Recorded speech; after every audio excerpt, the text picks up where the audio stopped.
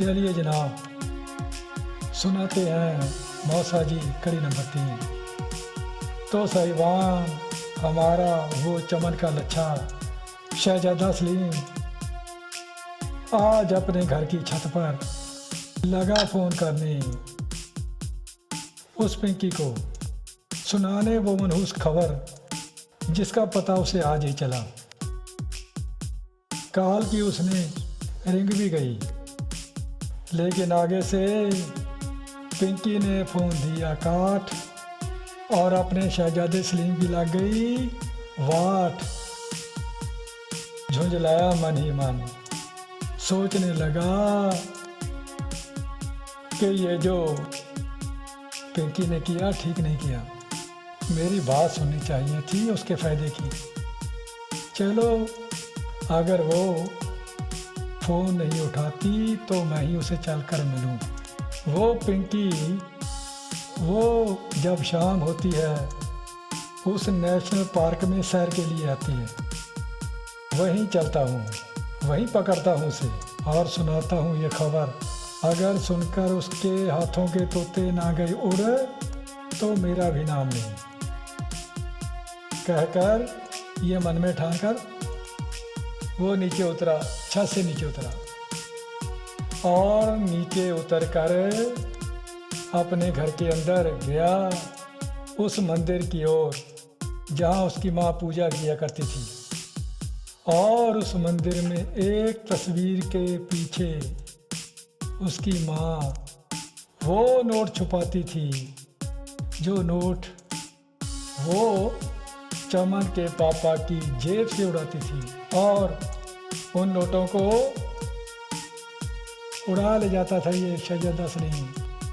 आज भी गया मंदिर के पास, नज़र इधर उधर दौड़ाई, लगा जब देखने वाला कोई नहीं है भाई, तो उसने हाथ डाला मूर्ति के पीछे, निकाला वहाँ से 100 का एक नोट, उसे डाला जेब में, आ गया बाहर आकर मोटरसाइकिल उठाया और आँखों पर चढ़ाया एक सस्ता सा चश्मा, चल दिया पार्क की ओर। तो अब चलते हैं साहब पार्क में जहाँ शाम के वक्त लोगों का लगा है तांता, सैर करने वालों का तांता। यहाँ पार्क में एक कोने में पिंकी, जिसका ये दीवाना है शहजादा सलीम, वो कसरत कर रही है। उसके आगे खड़ा है उसका बॉयफ्रेंड रॉकी नाम है उसका। रॉकी रोज अपनी कार में इस पिंकी को लेकर आता है उसके घर से, सैर करवाता है, फिर वापस अपनी कार में ये घर छोड़ कर आता है। डेली रूटीन है उसका। आज रॉकी को थोड़ी सी है जल्दी, घर जाने की जल्दी। वो पिंकी की ओर मुखातिब हो बोला, छोड़ यार पिंकी, आज कसरत बहुत होगी, आज के लिए इतनी बहुत है, चल आज तुम्हें लेकर चलूं। कहाँ लेकर जाना है? मैं तुम्हें सोच रहा हूँ। क्या सोच रहे हो? आज अपने घर लेकर चलूं। क्यों? कहीं आपके मम्मी पापा टूर पर तो नहीं गए और घर में कोई ना हो? ओ ना, ये गलत ख्याल अपने मन से निकाल दो, ऐसा नहीं है। तो कैसा है? ऐसा है पिंकी रानी। रॉकी बोला, मेरी मम्मी है ना, रोज कहती है बेटा तुम्हारे लिए बड़े बड़े घरों से रिश्ते आ रहे हैं, लड़की एक से बढ़कर एक, कोई जनरल मैनेजर बैंक में, कोई इंजीनियर, कोई डॉक्टर, कोई डीसी होगी।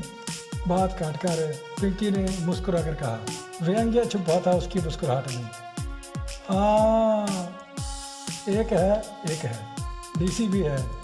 वो ना आईएएस क्लियर किया उसने, मंसूरी ट्रेनिंग पर गई है, लौटते ही डीसी बन जाएगी। तो जनाब पिंकी बोली, उसके मन में था कि इस बंदे ने मुझे नीचा दिखाया। बोली जनाब, अगर आपको आ रहे हैं बड़े बड़े घरों के रिश्ते, एक से एक बढ़कर लड़कियों के, तो हुजूर मेरे पीछे दुम हिलाने का क्या मतलब? सुनो सुनो सुनो, रॉकी कहने लगा। वो मसल मशहूर है ना, सुनी होगी तुमने, सुनी होगी। क्या मसल? के सुनो सुनो, ध्यान से सुनो। दिल आया, अर्ज किया है दिल आया, गधी पर तो परी क्या चीज है? क्या क्या बोले? गधी? तुमने कहीं मुझे तो ना ना ना ना, मसल थी ये तो। हैरान हूँ कि जिसने भी मसल बनाई होगी एक दाम सिरे का सिरफरा होगा, क्रैक। भला सोचो, अगर आपके सामने एक और परी खड़ी हो, एक और गधी खड़ी हो, है किसे चुनेंगे आप? पूर्ण मूर्खता, क्रैक। तो भाई थोड़ी इनकी बात, चलते हैं उधर अपने शहजादे सलीम की ओर। देखो आ गया वो, मोटरसाइकिल लेकर पार्क के सामने आ गया। अब देखो वो उधर, वो पार्क के बाहर अपनी बाइक पार्क कर रहा है। अंदर आ गया। अंदर आकर जैसे ही हमारे शहजादे सलीम की नज़र पड़ी पिंकी पर और उसके साथ खड़े रॉकी पर, तो वो अंदर ही अंदर जल भुन गया।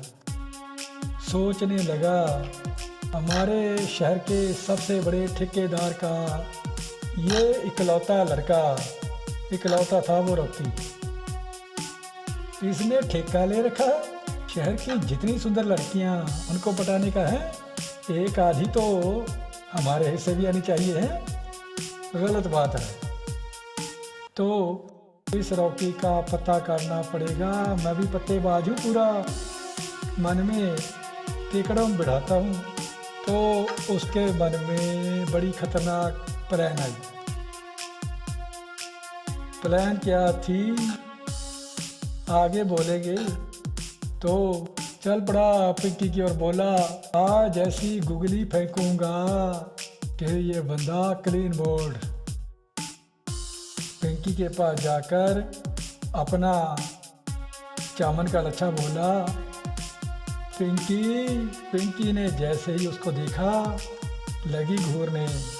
वो पता था पिंकी को कि ये तो रोज़ मेरा पीछा करता है, और यहाँ आ गया वो भी रॉकी के सामने। इतनी हिम्मत की। बोली क्या बात है? और रॉकी को भी गुस्सा आ गया। बोला अबे क्या बात है बे? वो क्या कहना है तुझे मेरी पिंकी से? बड़े भाई एक खबर पहुंचानी है। क्या खबर बे? बताता हूँ। चामन मुड़ा पिंकी की ओर, बोला पिंकी तुम्हारे पापा के लिए बहुत बुरी खबर है। सुनते ही असल में पिंकी के हाथों के उड़ गए तोते। डर गई वो। सोचने लगी कि मेरे पिताश्री रोज़ रात को जो सोते नहीं, कभी अंदर कभी बाहर, कुछ तो है, गड़बड़ तो है जो हमें नहीं बताते।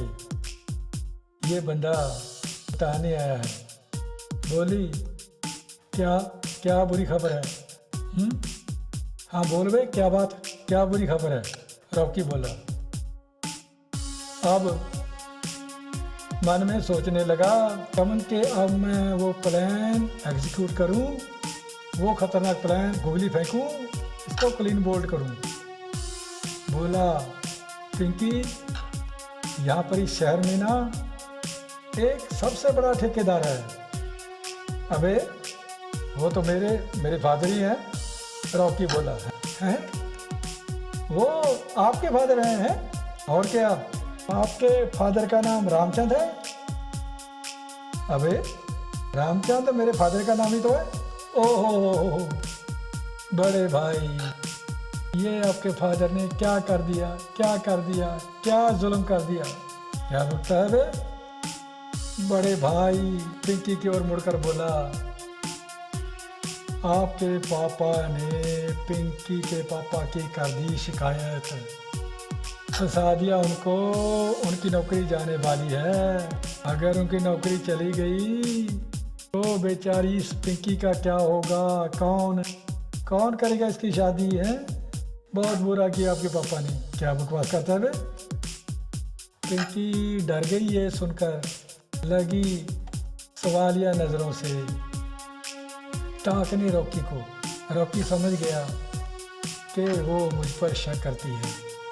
बोला, पिंकी ये बंदा फ्रॉड, एक नंबर का फ्रॉड लगता है मुझे, बकवास कर रहा है।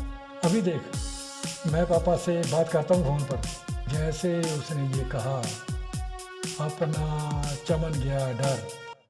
उसे लगा कि उसकी कलाई खुल जाएगी अगर फ़ोन पर इसके पापा ने कह दिया कि ऐसी कोई बात नहीं, तो ये पहलवान मुझे मारेगा काम घसीटेगा ज़्यादा।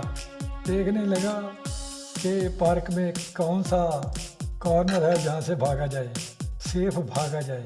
भागने लगा था, पकड़ लिया रॉकी ने हाथ से। बेटा कहाँ जाता है?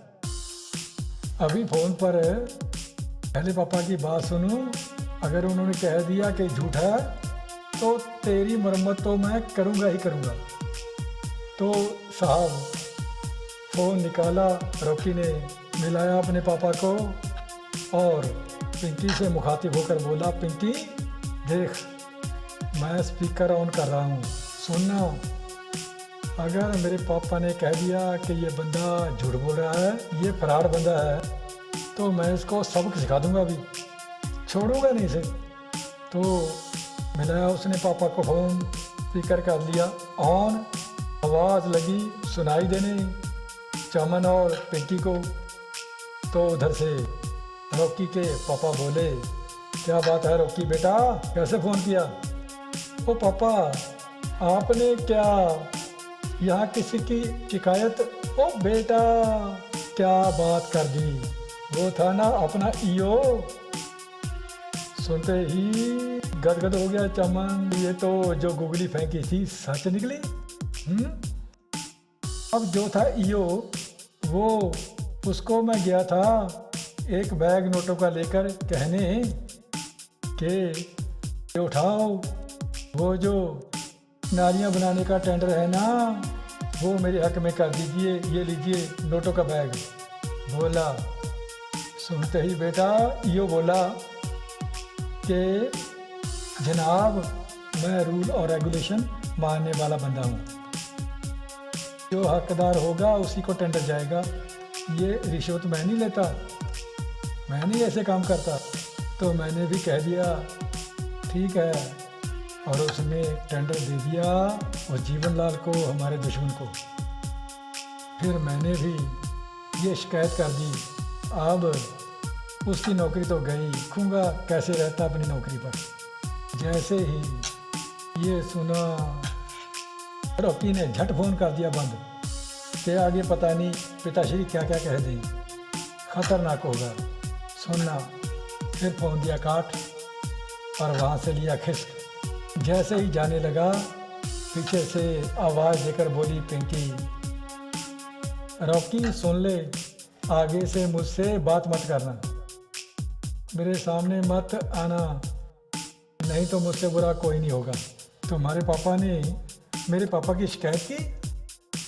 तो माथा पकड़ कर बैठ गई बेचारी पिंकी। रॉकी चला गया। तब सांत्वना देने के अंदाज में अपना शहजादा सलीम फरमाया पिंकी से कि पिंकी घबराओ नहीं, जब तक मैं हूँ तुम्हारे पापा का कोई बाल भी बांका नहीं कर सकता है। तुम क्या करोगी? वो जो इंक्वायरी अफसर आ रहा है ना पिंकी, वो मेरे मौसा जी हैं। मौसा जी जैसा मैं चाहूँगा वो वैसा ही करेंगे, बाल भी बांका नहीं होगा तुम्हारे पापा का। सुनकर ढारस बंधा पिंकी का।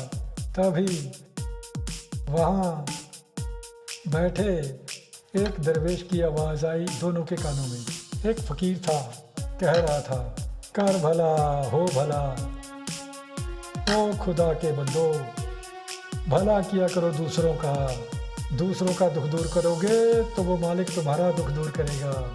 बनो पेड़ों के जैसे, बनो तालाब कुओं जैसे। ये पेड़ दूसरों को छाया देते हैं और दूसरों को फल देते हैं, कभी नहीं खाते फल आप।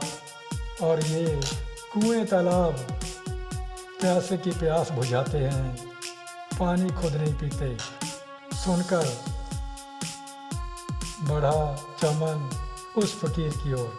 उस फकीर के पास गया, कुछ पल फकीर को देखता रहा, फिर फकीर के पैरों को छुआ उसने और अपनी जेब से वो 100 का नोट जो चुरा कर लाया था भगवान की मूर्ति के पीछे से, उसने उसे फकीर की झोली में डाल दिया।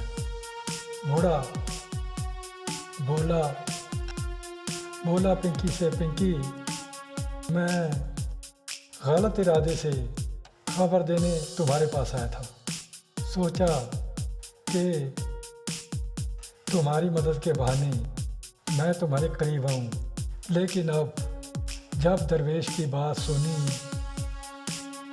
ये जानकर फ़ोन पर उसके पापा बता रहे थे ना कि तुम्हारे पापा बेकसूर हैं, मैं अब सच्चे मन से तुम मुझे वो समझ गई चाहो या ना, लेकिन मैं अब जैसे भी होगा, जो भी मुझे करना पड़े, अपनी मौसा से कहकर तुम्हारे पापा के आंचल पर एक भी दाग नहीं लगने दूंगा, ये मेरा वायदा है।